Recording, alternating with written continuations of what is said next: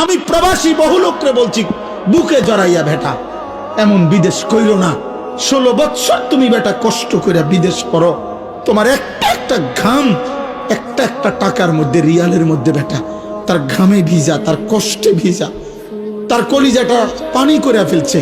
আজকে 18 বছরে 20 বছর বিদেশে থাকে, একবেলা খানা দেই না কেউ নাই, এক গ্লাস পানি আগায় দেওয়ার মতো কেউ নাই, একটা জামা ধুইয়া দেওয়ার মতো কেউ নাই, একটা ভালোবাসবে একটা বিবি নাই, বাচ্চা নাই, কেউ নাই। বেচারা অসহায়ের মতো 12 ঘন্টা ডিউটি করে আইসা পইরা থাকে রুমের মধ্যে, মন চাইলে দুগা খায়, মন চাইলে শুইয়া থাকে ক্লান্তিতে।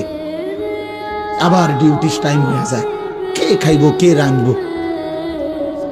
এত কিছুর বিনিময়ে তোমার স্ত্রী দেশে বাজারে বাজারে ঘুরে গেরাম চুক্তি বেড়াইতে লগে কথা কয়, তোমার ছেলে নামাজ পড়ে না, তোমার মেয়ে অসৎ চরিত্রবান, চরিত্রহীন কোন লম্পটের সাথে হারাম প্রেম করছে, আর তুমি বিদেশ করতে আসো।